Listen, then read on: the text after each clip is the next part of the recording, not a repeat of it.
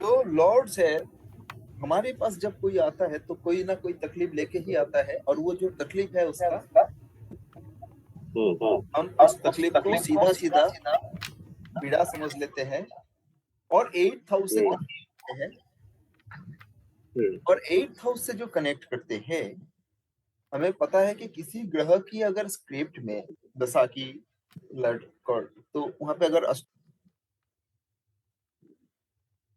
तो लॉर्ड्स है, हमारे पास जब कोई आता है तो कोई ना कोई तकलीफ लेके ही आता है, और वो जो तकलीफ है उसका हम उस तकलीफ को सीधा सीधा पीड़ा समझ लेते हैं और 8th हाउस से कनेक्ट करते हैं। और 8th हाउस से जो कनेक्ट करते हैं, हमें पता है कि किसी ग्रह की अगर स्क्रिप्ट में दशा की लटकड़, तो वहां पे अगर अष्टम को दिखाई देता है तो हम मान लेते हैं कि ये पीड़ा की समय है, ये पीड़ा की जगह है जी। अब अगर उसकी पीड़ा है तो अगर हम पृथ्वी से देखेंगे तो पीड़ा कहाँ कहाँ पे है वो हम पृथ्वी से देख सकते हैं। लेकिन जिन प्लेनेट की स्क्रिप्ट में हमें पीड़ाया दिखाई दे रहा है, तो वो प्लेनेट प्रॉब्लम में है, और उस प्लेनेट की कनेक्टेड जो जोन्स है या दिशा है वहां पे भी झंझट हो सकता है, क्योंकि एवरीथिंग इज इंटर। किसी का पृथ्वी हमने देखा और उसका पृथ्वी में महादशा को देखा, अंतरदशा को देखा, हमने देखा कि महादशा लॉर्ड की स्क्रिप्ट में 8th हाउस दिखाई दे रहा है, 12th हाउस दिखाई दे रहा है, अर्थात उसका झंझट पूर्ण समय चल रहा है। जो झंझट पूर्ण समय चल रहा है वो झंझट पूर्ण समय का कारण महादशा है, और उस दशा का जो दिशा है वहां पे भी झंझट होगा 100%। जी।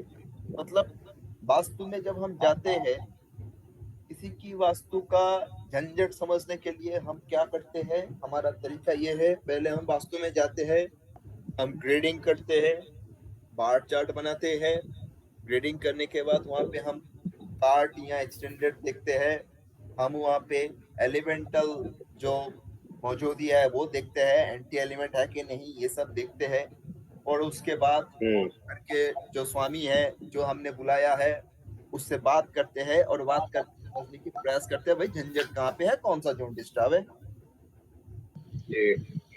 लेकिन हम जब उसके पत्री कष्ट करेंगे कि भाई तुम्हारा डेट ऑफ बर्थ टाइम बताओ, हमने डेट ऑफ बर्थ और टाइम ले लिया, पत्री को कस्टिंग कर लिया, करके पूरा पत्री तुरंत लगाया और देखा कि उसका जो महादशा है वो 8 बड़ा दिखा रहा है,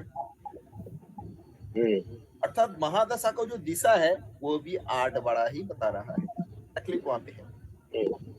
अब वो तकलीफ ढूंढना वो अलग चीज है, बट हम वहां तक पहुंच सकते हैं।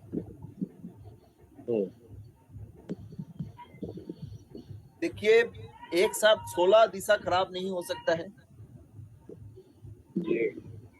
एक साथ 16 दिशा गड़बड़ नहीं कर सकता है, एक साथ 16 दिशा डिस्टर्ब नहीं होता।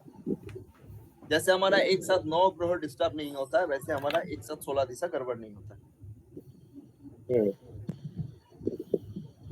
हमारा किसी एक दिशा डिस्टर्ब होगा, किसी एक दिशा गड़बड़ होगा,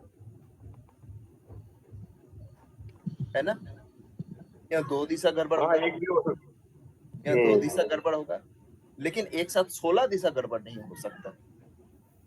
अब देखो, सभी इंटरकनेक्टेड है, एक दिशा गड़बड़ाएगा तो बाकी सब दिशा के ऊपर उसका प्रभाव पड़ेगा।